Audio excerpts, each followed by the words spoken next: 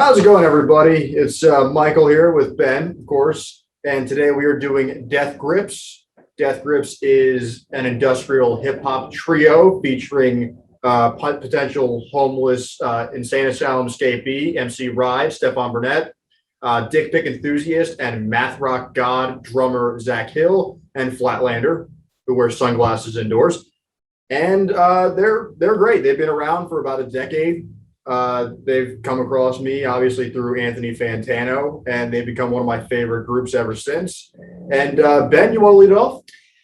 Instantly recognizable, this band. That's one thing I noticed listening through this discography. So my number 7 to start it off, and it was tough, these bottom few. I won't go as far as to say this is a bad record. So in my mind, they then do not have a bad record, but one that really I don't care to revisit is The Bottomless Pit, that from 2016. That's at my number 7. So again, not a bad record. I could easily be convinced to switch it, spoiler alert, is my number 6, which is You're the Snitch. These two, to me, clearly belong at the bottom of their list. Songs like Spikes and the title track Bottomless Pit are some bangers. They're the strong points. But there's a lot in between that, to me, just hits me as like, I kind of feel bad saying this because they have such a unique sound, but it sounds like quote unquote generic Death Grips music in Bottomless Pit. At least not very memorable. Nothing stood out. There was nothing to my ear that happened on Bottomless Pit that records like The Money Store did better.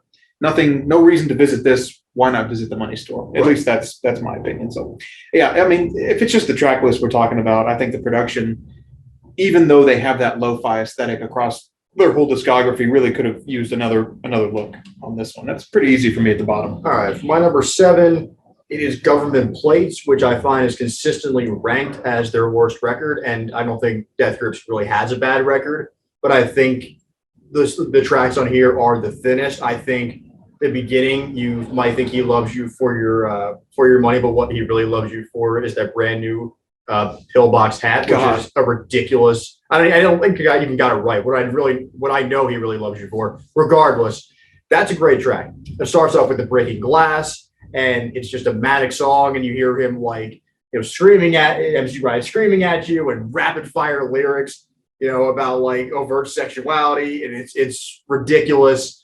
And the music video, if you've seen it, is just him crying and looking insane in the camera, which is ultra memorable. Yeah, that's a great track. And Bonnie is a great track. It's very lush and also very simple at the same times. I really like Bootleg at the very end of the record, as well as Government Pit. Bootleg is super hip hop feeling. It's got like that background sound with the hip hop lyrics. And then Government Plate sounds like some Hotline Miami type shit, and I really dig it. But songs like Birds on here, I don't really care for. I mean, there are other tracks on here I look at and I just go, it's not a lot of MC Ride. It's a lot of Flatlander. It's a lot of Zach Hill, which isn't necessarily a bad thing, but it's not in the upper echelon of what Death Grips is. It's an okay record. It's a good record. I like it, and I come back to it, just not as much as the other ones. And that's to your point there. This whole listening experience, and it was a pleasant one, and it was an interesting one because they are such a unique, instantly recognizable group, sound-wise and sonically. But it's really, for me, this list was how good they were at being themselves ranked. It wasn't like, what do I prefer, this phase in their career or this set of influences? Because they're not. There's no radical departure stylistically, I don't think, across this whole discography. So, continuing on that theme, my number 6 is Year of the Snitch from 2018. I could easily be convinced on any given day to bump this down a spot. Again, not a bad record. I don't think they have a bad one, but again, this one really didn't stick with me all that much after hearing it. Streaky and Dilemma I wrote down as examples of songs that are like as forgettable as a Death Grips song could be for me, which is still not a terrible song, but it just sounds a bit forced. It sounds like they're going through the motions a bit. That energy that the lo-fi production accents when it's working didn't for me here all that much. The attempt, at least what I perceive to be the attempt to harken back to their earliest work, the energy, the manic sort of energy, didn't really work for me on Year of the Snitch. And I'd be remiss if I didn't mention that I hate pretty much all of their album covers, including this one. They're all ugly. They're all horrible. They're gross, dude. God, You're the Snitch is hard to look at. Ugh, it's just disgusting. It's gross. If I had to pick some high points, Death Grips is Online and Ha Ha Ha are solid tracks, nothing wrong with them at all. But if they were in the context of a more consistently good track listing, I think that I would like them even more. But as it is, number 6 for me is Year of the Snitch. All right, my number 6 is the powers that be, the combined of Blank on the Moon and Jenny Death. And I think On the Moon definitely makes this record a little bit worse for me. I don't like Bjork. I've never liked Bjork's voice. The fact that it's so heavily influenced in here is definitely making it hard to listen to. On the Moon, I'd say Hey Kid and Black Quarterback are the only 2 tracks I really consistently come back to. However, on Jenny Death, you have Break Mirrors on My Face in the United States, which could have so many different meanings. You know, it's the luck of American society, of the people that are really rich. It could also be how much we care as a society about physical appearance, the emphasis on it.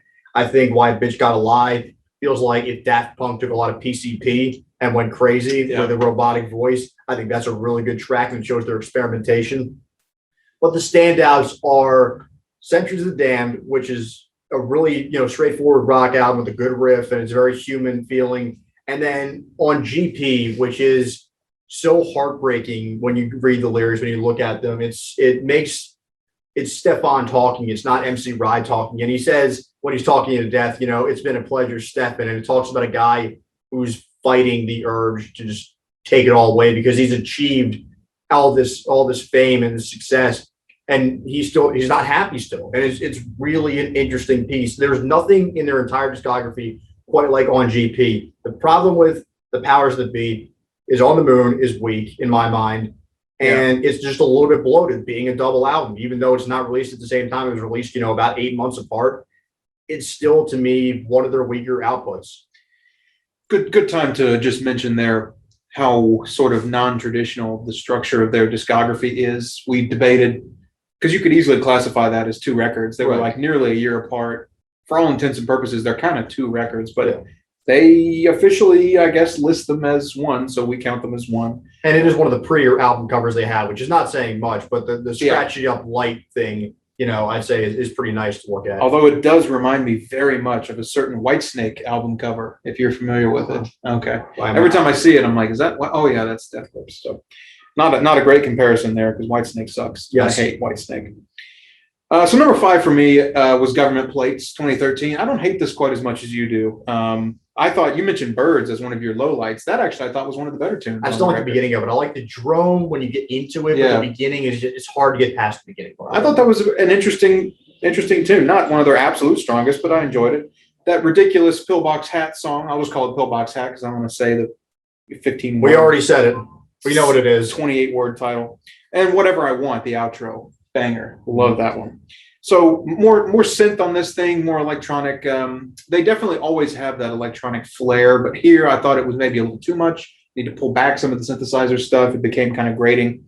Lo-fi production with heavy electronic element, it can work or it can't. There's not much middle ground there. No. You know what I mean? And it works for them a lot as we get up into this list. But here, it's kind of hit or miss, a bit more inconsistent. One reason that that this record is towards the bottom of my list is that it doesn't where is MC Ride on this project? Yeah. The later half of the record just has him pop in for a little sample or here or whatever. There's no his performative, crazy, awesome delivery is a huge part of what makes Death Grips so good. And he's not here all that much. So it's pretty easy to take a point off for the absence of one of the critical elements, that being MC Ride's rapping. So pretty easy to put that mid to backpack for me. My number 5 is their most recent record, Year of the Snitch, 2018, which is the one, I got to experience it being released. It's the only one so far I've gotten that experience.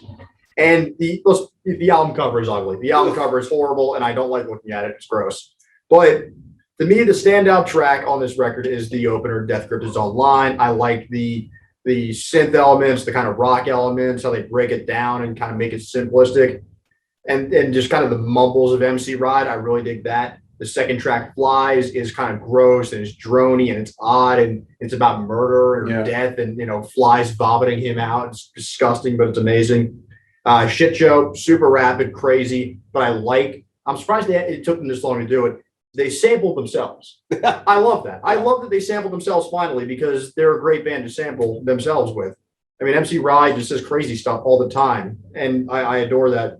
And then I know you didn't like Dilemma, but I like Dilemma. I Okay. think it seems like a straightforward kind of 80s synth track with a little bit of rock, but there's MC Riot in it, so it automatically makes it weird as hell to me. And it's really one of the best drum performances Zach Hill puts out. That's true. I really like Dilemma a lot. This is a good album to me. I think there are better records, but the standout tracks on here I think are very, very good. And I hope this isn't it, even though a lot of people believe this is it. I read that online when I was, as I do when I'm listening to these, I sort of just look at their articles about these albums, get an idea of what's going on in the context of the band's career. And a lot of people are saying what'll probably be their last record when they talk about You're the Snitch. And why is that?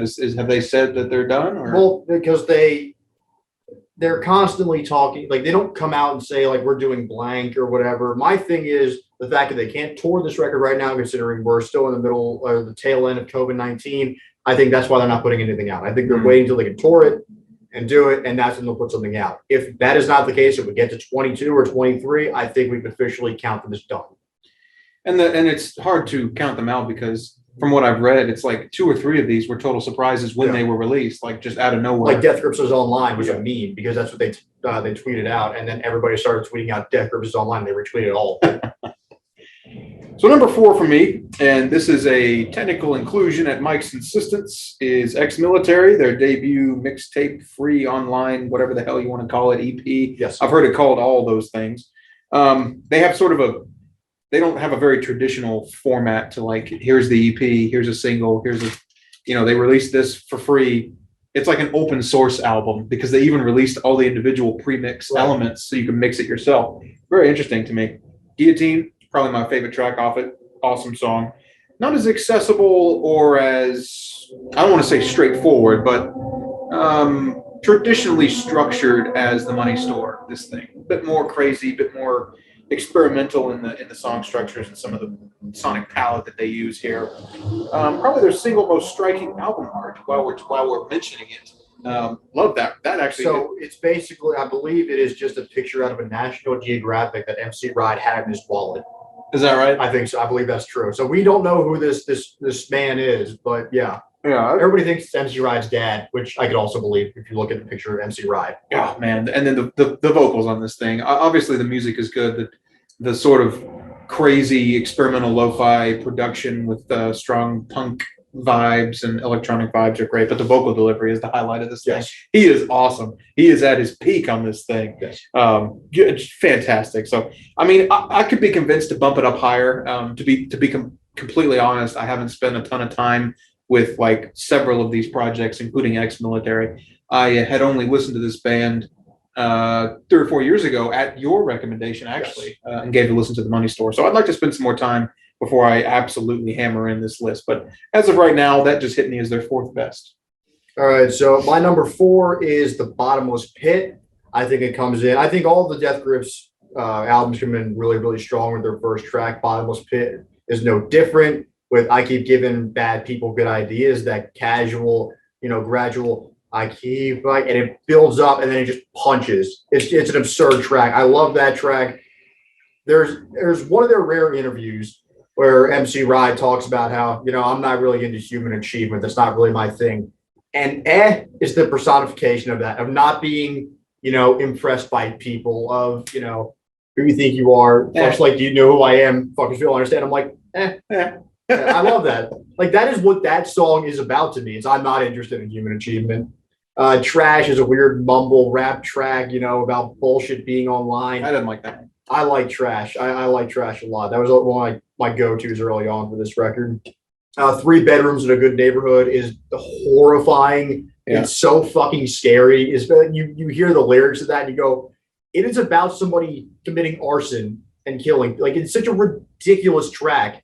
It's about trying to save yourself from the Puritan lifestyle, taking the law into your own hands. It's an insane track. And then one of my go-tos forever, I know Rip Fantano always says he doesn't like this song in particular on this record, is Ring a Bell, which I really dig. I've always liked Ring a Bell. I like the guitar to it. I like the hook. I think it's just a catchy tune, and it's just nice to jam out to.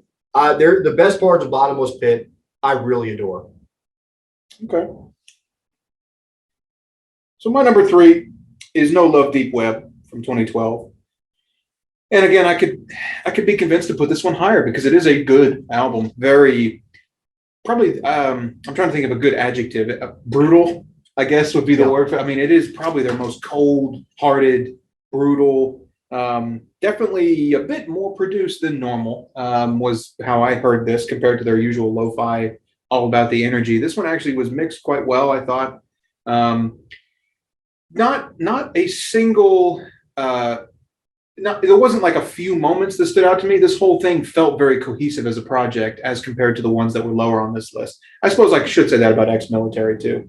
It's one of NC Ride's most sedate, calm, coherent verses on this thing. And he does that very well in addition to his extremely loud, brash production. Tough to rank this album against The Powers That Be when The Powers That Be is like 2.2 albums. Yeah. Really. I mean, we thought about breaking those two up. I guess we probably already talked about that, but at the end of the day, that we count it the way they count it and had to put that one on there. This one, from what I understand about the context of their career, was they were having some problems already with their label after like one record and the infamous album cover, which there will be some censored version of on this video. It's either the pixelated version or the blackout version. Find out which one. I don't know, man. I mean, Zach Hill. It's gross. My question has always been: does he write that on himself, or does somebody else write it for him? That's my first question too. It's such a fuck you kind of mentality. It's just like, we don't like our label. We're going to force ourselves out of it. We're going to release it for free. And here's my penis. I don't like the album cover. The album cover is absurd, but it's also, honestly, in terms of album covers, I'd say it's probably top half. I'm not going to lie. It's a top half album cover because the other album covers are just so horrible. Yeah, they're all pretty bad with a couple exceptions. So yeah, I don't have that. I don't have like this track's good, this track's bad. From here up, and how I prefer to listen to Death Grips is as a 30, maybe 40-minute cohesive sort of experience. And this one very much was that. And the ones that I have above it, well, not The Powers That Be, obviously, but The Money Store was that as well. And those two are my favorite way to listen to this band. You pick out, well, this song was good, this song wasn't good. I don't really hear them that way ever. You know, they're very much a project-oriented group for me. So yeah, I mean, I don't find that I have a ton of interesting things to say about No Love Deep Web, other than it's a very consistent track list. It sounds like Death Grips, solid record. From here on up, records I really like. I mean, okay, so my number 3 is No Love Deep Web as well. I knew it was going to be my number 3. It was pretty simple and straightforward for me. Come Up and Get Me is an amazing opener, you know, about a schizophrenic lunatic being stuck in a hotel room where the wall's closing in and he's on drugs and people are coming to get it. It's very vivid. The lyrics on this thing are very vivid about him wanting to jump out of the window. I never thought it could be so beautiful to talk about doing such a horrible thing, but it really is.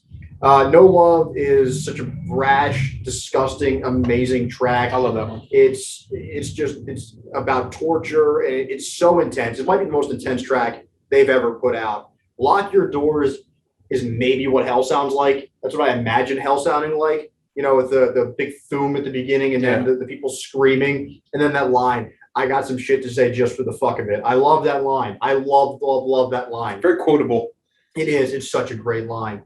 I'd say Whammy is kind of a trash track. I don't like Whammy at all. Really? I don't like the whoa, whoa, whoa, whoa, and I just don't like the vocal distortion or like the manipulation of it generally. Yeah. I don't care for it.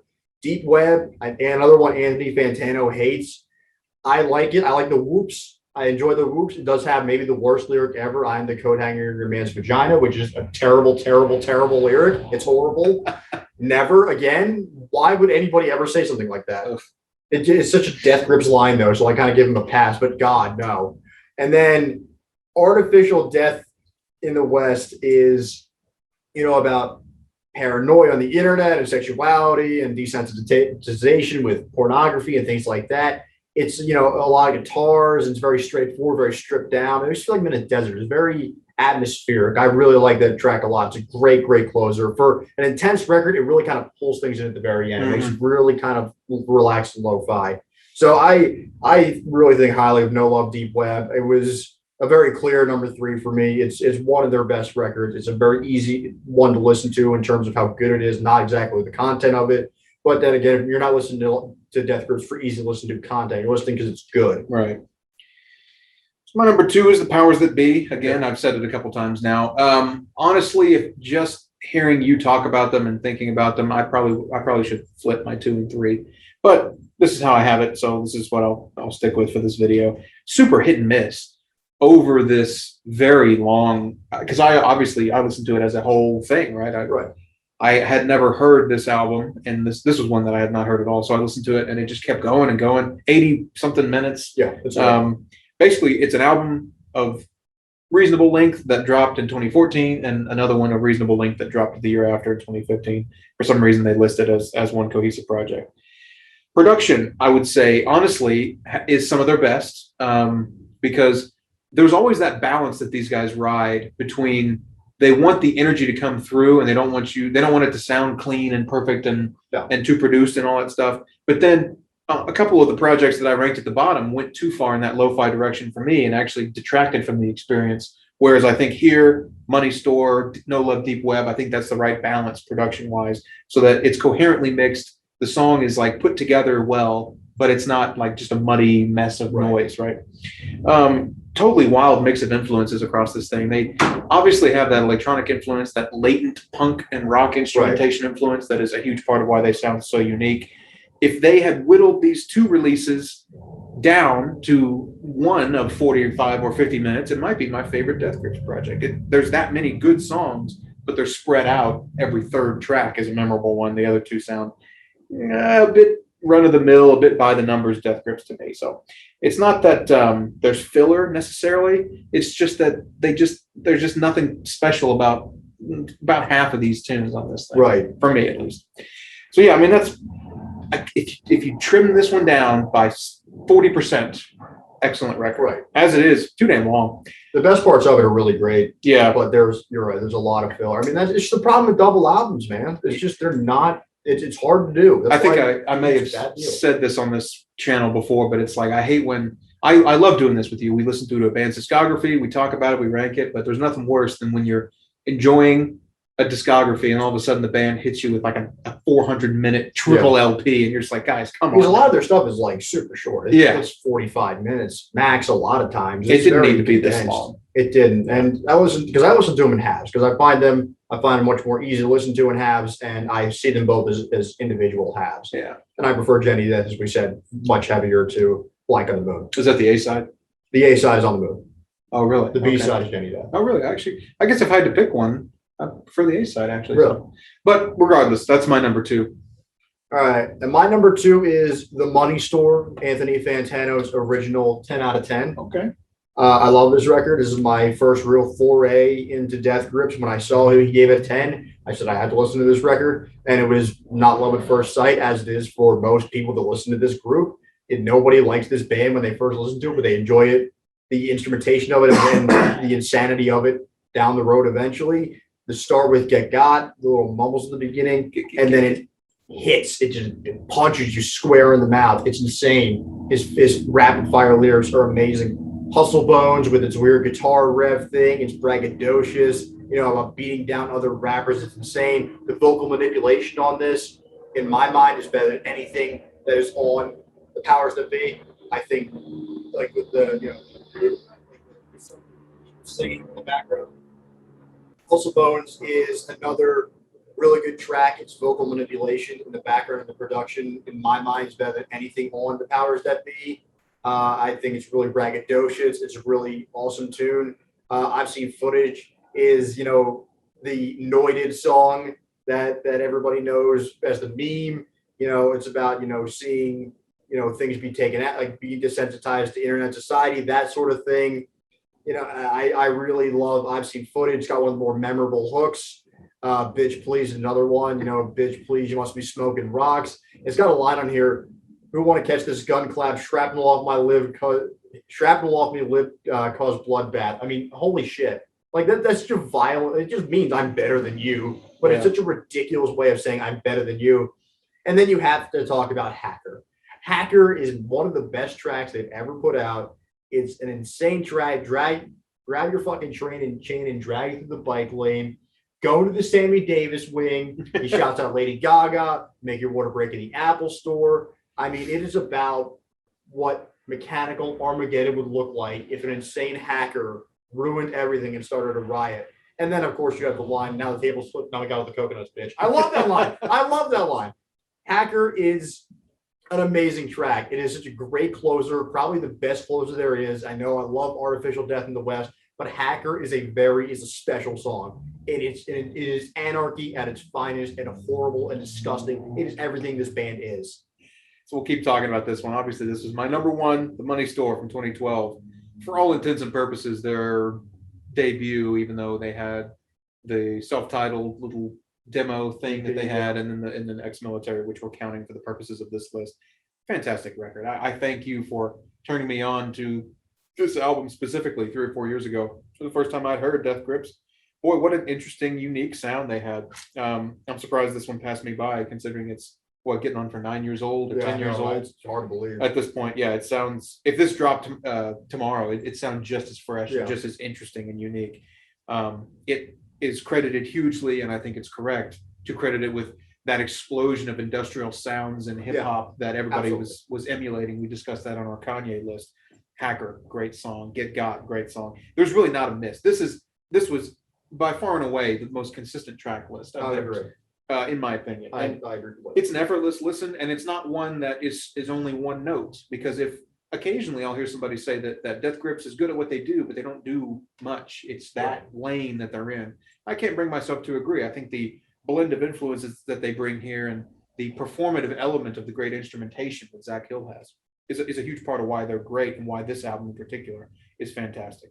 Some surprisingly catchy songs as well. A lot of them.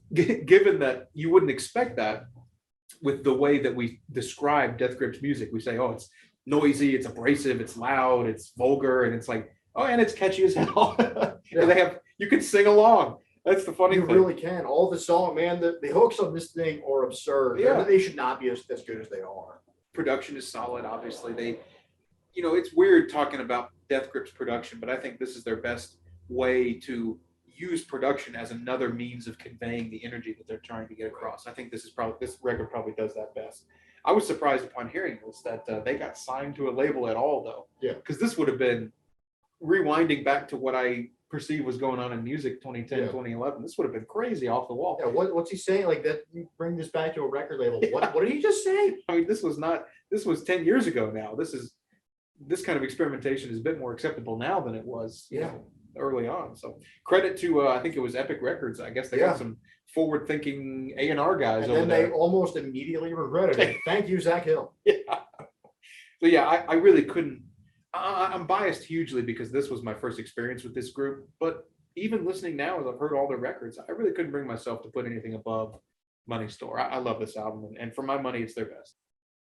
All right, my number one is the one I requested specifically be in here, and it's for this exact reason, because in my mind, Ex-Military is the best Death Grips project. I like the beginning with the little Charles Manson speech in it. I'm the king, man. I own the underworld, guy. He sounds insane. And it gives you a peek into the insanity and the abrasiveness and how horrible this band is about to be, that they begin their debut mixtape with a Charles Manson speech, and then it kicks right into Beware, which is it's an amazing track. It's horrible, but it's amazing. It's such a great start to a record, and it goes right into Guillotine, which is probably their most famous song. I love that song. Yeah, I love it with the yugs. I love that. And the guillotine drop, and he didn't even say it correctly. He's guillotine, which I think is hilarious. Yeah, I hate that. Maybe my favorite Death Grip song is on here, "Spread You Across the Block" with the Link Ray, in the background. It's really, this supposedly is a concept album about a Vietnam vet coming back to America and struggling to, come back to American life in general. Yeah. And this song personifies that the most. I mean, it's about being arrested and being on drugs, and it's a great track. You have Tachyon, which is right off the EP, and they put it onto the mixtape. I really love Tachyon. It's a 666 5/4 tongue is an amazing line. Their overall, you have "I Want It, I Need It," which is another amazing track with great lines. "Responsibility's cool." That line is insane, with the Piper at the Gates of Dawn features in there. Yeah. I mean, you have Black Flag features, you have Jane's Addiction features. The thing that makes this, to me, the best Death Grips project is that it is so Death Grips. They are very they have a very punk rock mentality. They're very punk rock in the sense of how they carry themselves. DIY, they're broke, it's for free, and they couldn't put this out because they had all these features they didn't have the rights to. Yeah. Like that, they didn't want to get sued. Like to me, and it's grimy. It's not super well put together. I mean, it's just very them. It's them at their purest. And I also say it's the best hip hop record they put out. It's MC Ride, I think, at his absolute best. Flatlander or Zach Hill are very good in it, but MC Ride does not get any better than he does right here. And to me, MC Ride is Death Grips. I, looking back, should probably bump that up a spot. But I'll stick with my list as it exists. This was an interesting one to listen to. I will say, despite the fact that I do like, and still, after having heard all of their stuff, like Death Grips, their variety across their discography was lacking just a smidge. I agree with that. That's the one thing. The one thing I'll say is I enjoyed listening to this. Fly by my head. I enjoyed listening to this discography, but it doing it in the small amount of time that we do this, we only budget ourselves about a week. Yeah. We got other things to do besides listen to music. I could have stood for a bit more variety. I could have stood for them slowing it down sometimes. I could have, that's the only thing that I'll say. So the top 3 or 4 projects of theirs I think are fantastic, and the others I'm just lukewarm about.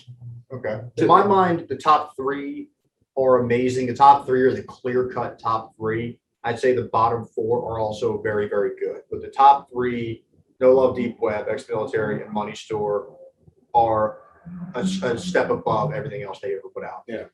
I'm surprised you don't have Money Store at number 1. It's such a great record. I love Ex-Military too much. Culture Shock's amazing, Clink's amazing, Lord of the Game's amazing. Like every track on there, I love so much. It's an amazing collection of tracks. It's a mixtape. It's just so them. And I felt like the Money Store was too easy of a pick. It's an amazing album. Yeah. I just like Ex-Military better. It is, for the Death Grips faithful, sort of the more approachable, the more commercial That's another thing. of the two. And that's fair. I mean, I see that. I just think it. Look, I ain't gonna executes see that nobody well. putting up Ex-Military as the number 1 either. Yeah. And that's the thing. Nobody puts Ex-Military as their top record. To me, it is their top record. I think very highly of this album. I really wanted to put Government Plates as number 1 just to be a jerk, but I couldn't do it. I didn't have the capacity to do so. So I was debating. It's now my turn, right? We rotate picking these. I was debating. I've been listening to a lot of Meshuggah lately, and I don't know if I can do that to Mike. He's my friend. I don't want him to have to suffer through 7 thrash math metal albums that he hates. So I probably will not go with Meshuggah. Instead, why don't we do Genesis? Okay. Worst to best. I think that'd be a very interesting one. They've got, and we can take as much time. They got 13 or 14. So Right. quite a few compared to some that we do on this list. So we'll take maybe a week and a half, 2 weeks this time around.